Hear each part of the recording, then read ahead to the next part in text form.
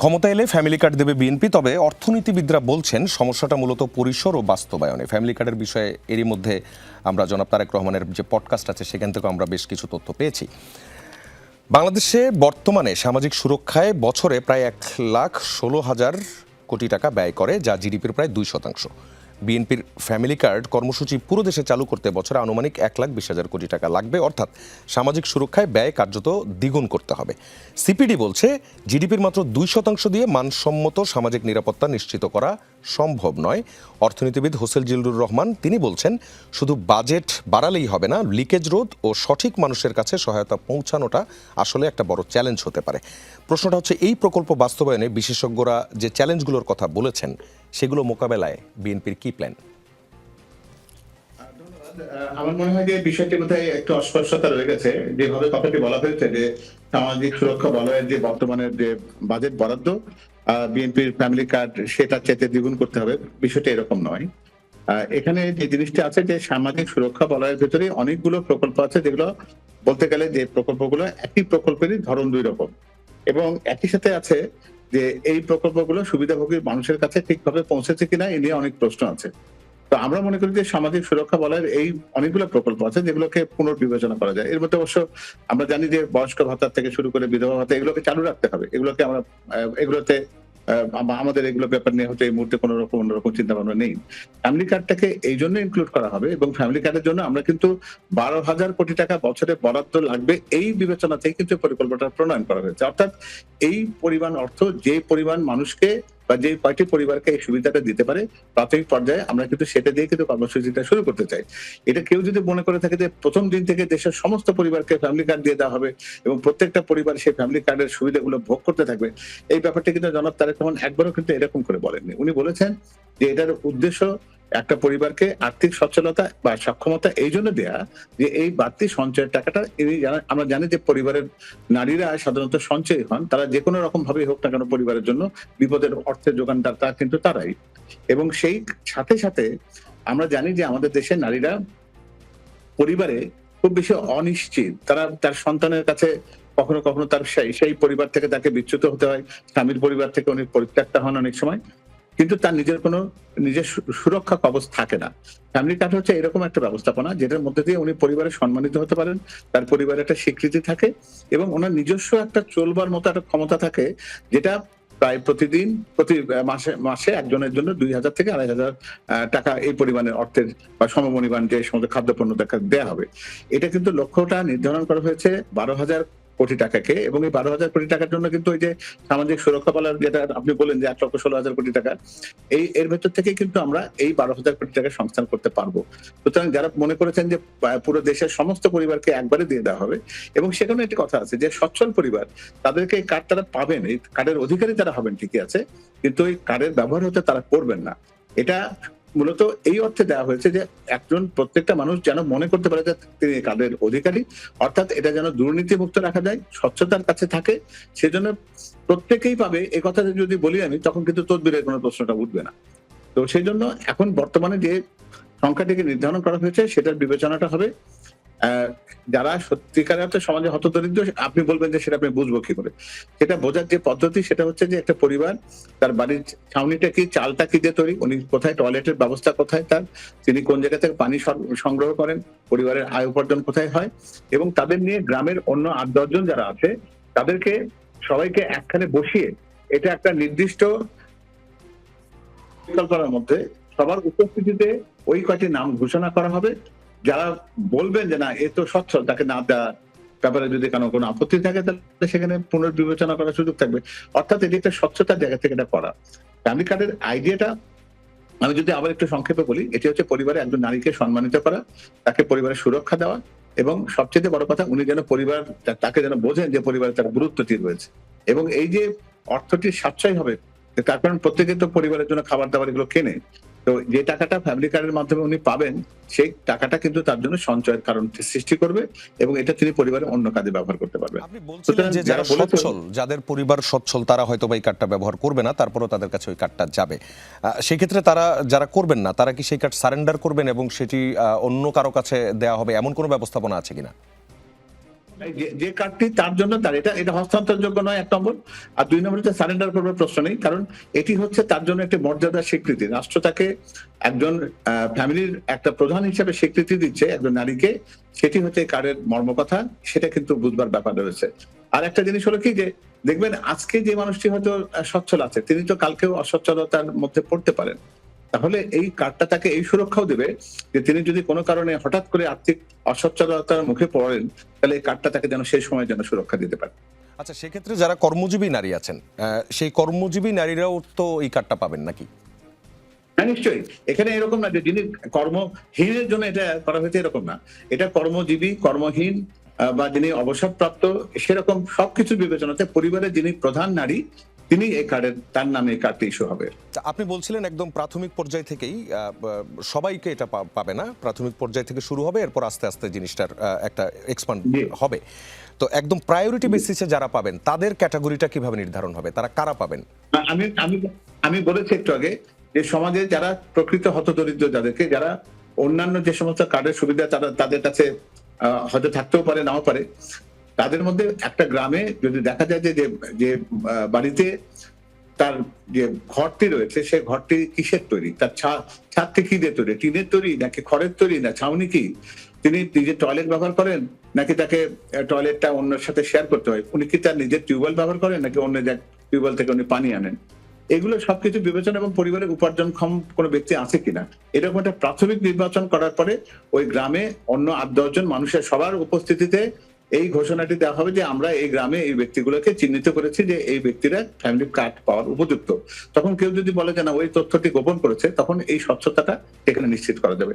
এটি হচ্ছে প্রাথমিকভাবে সেই ফ্যামিলি কার্ডের প্রাপকদের নির্ধারণ করবার যে প্রক্রিয়া, যেটা আমরা ঠিক করেছি, সেটা এরকম হবে। যতটুকু বুঝলাম তাতে এখানে আরো কিছু মানুষজনের ইনভলভমেন্ট চলে এসেছে, যেমন হচ্ছে যে আপনি কাদেরকে দিবেন, তাদেরকে কোন কোন ক্রাইটেরিয়া দিবেন, সেই ক্রাইটেরিয়ার সিলেকশনের একটি ব্যাপার আছে, এবং আসলে সঠিক তথ্য আসছে কিনা সেটি ক্রস চেক করারও একটি বিষয় আছে, ইন্সপেকশনেরও বিষয় আছে। এই যে ইনভলভমেন্টগুলো, এই ইনভলভমেন্টগুলোর মধ্যে অনিয়ম দুর্নীতি হবে না, অথবা হলেও সেটিকে নিয়ন্ত্রণ করা যাবে, সেটিকে ধরা যাবে, এটার ব্যবস্থাপনা কিভাবে করবেন?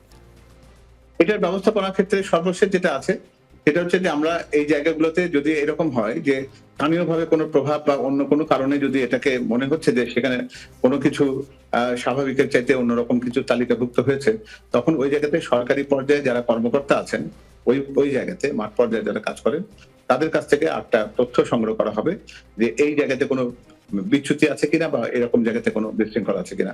অর্থাৎ 3 স্তরে এটাকে স্বচ্ছ রাখার চেষ্টা করা হয়েছে। আপনি তো বোঝেনই, একটা দেশে আমরা যদি এরকম স্বচ্ছতার স্তর খুঁজতে চাই, তাহলে তো এমন একটা জায়গাতে চলে যাবো যখন লোম বাঁচতে কম্বল উজাড় হয়ে যাবে। আমাদের মধ্যে মনোজগতের পরিবর্তনটা দরকার। আমরা তো 3টা স্তর করেছি, তাই না? এটা যদি আমরা যদি সবসময় যদি ভয়তেই পাই যে এটাতে স্বচ্ছতা থাকবে না, সেই স্বচ্ছতা না থাকবাটা নিশ্চিত করার জন্য বলা হচ্ছে যে সবাই এটা পাবে। সবাই যদি পায়, তাহলে তো স্বচ্ছতার ক্ষেত্রে প্রথম প্রশ্নটির উত্তরটা হয়ে যায়। আর পরবর্তী পর্যায়ে 3টি পর্যায়ে ক্রস চেক করা হচ্ছে। একটা হচ্ছে তাদের পারিবারিক অবস্থাটা কি, দ্বিতীয়টি হচ্ছে যে গ্রামের অন্য লোকজন কি এটাকে স্বীকার করেন কিনা, তৃতীয় পর্যায়ে হচ্ছে যদি কোনো প্রশ্ন থাকে, তাহলে সরকারি ব্যবস্থাপনায় যারা মাঠ পর্যায়ে কাজ করেন তাদের কাছ থেকে তথ্যটি নেওয়া। অর্থাৎ পুরো প্রক্রিয়াটি সরকারি যারা কর্মকর্তা কর্মচারী আছেন তাদের নিয়ন্ত্রণ এবং তাদের আন্ডারেই চলবে, এটি বলছেন কি?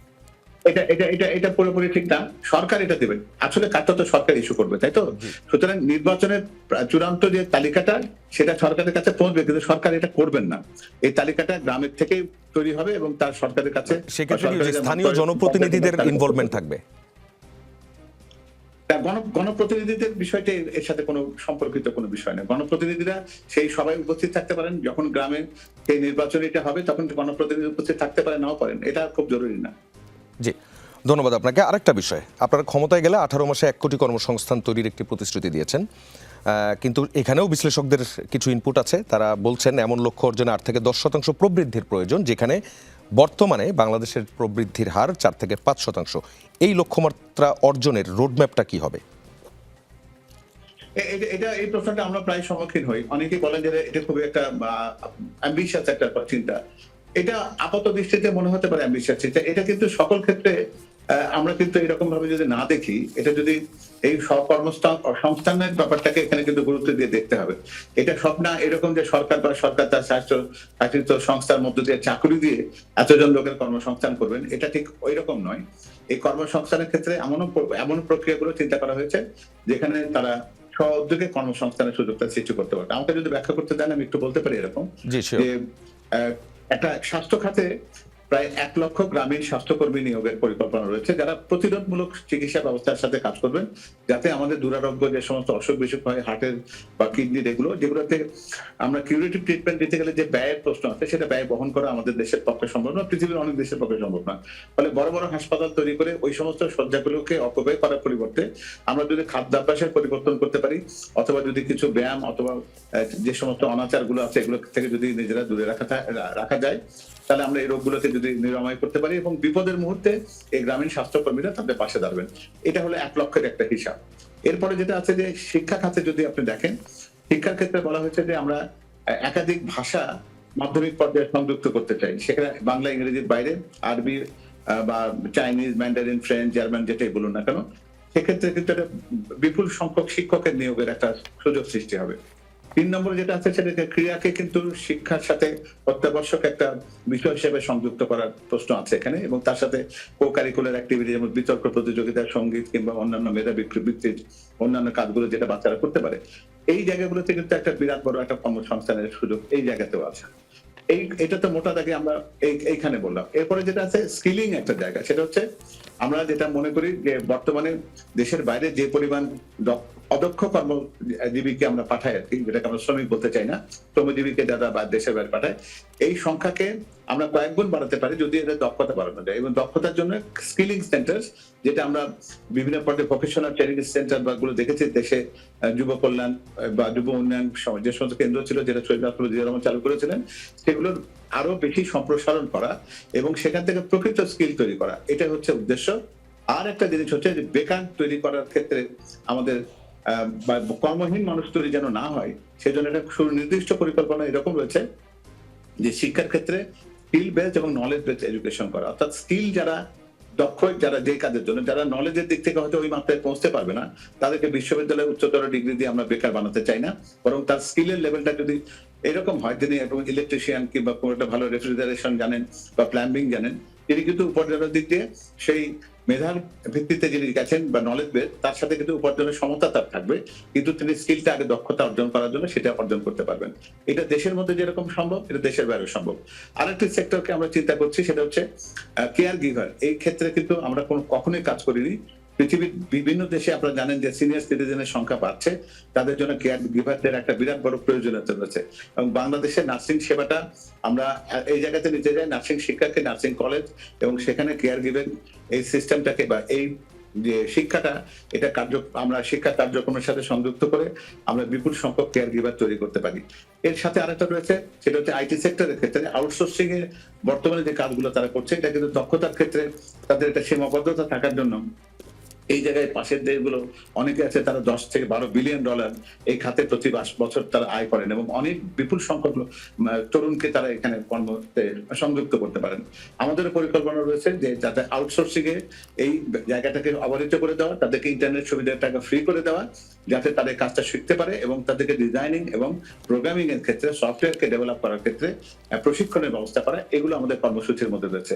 এইগুলো তো বললাম মোটা দাগে। এর সাথে যেটা আছে যে এই কর্মপরিকল্পনা যেটা কথাগুলো বলছি, যেমন ফ্যামিলি কার্ড বলেন বা কৃষক কার্ড বলেন, এগুলোর সাথে বিপণনের সাথে উৎপাদনের সাথে সংযুক্ত যারা থাকবে, তাদেরকে কিন্তু এই কর্মক্ষেত্রে তারা সংযুক্ত হয়েছে, এটাও কিন্তু ধারণা করে কিন্তু এই পুরো পরিকল্পনা করা হয়েছে। ফলে আপাত দৃষ্টিতে যেটা মনে হচ্ছে অনেক বড়, কিন্তু আমাদের এই সক্ষমতা রয়েছে যে আমরা মনে করি যে সেটা কাজে লাগাতে পারলে সত্যিকার সেটা অর্জন করা সম্ভব।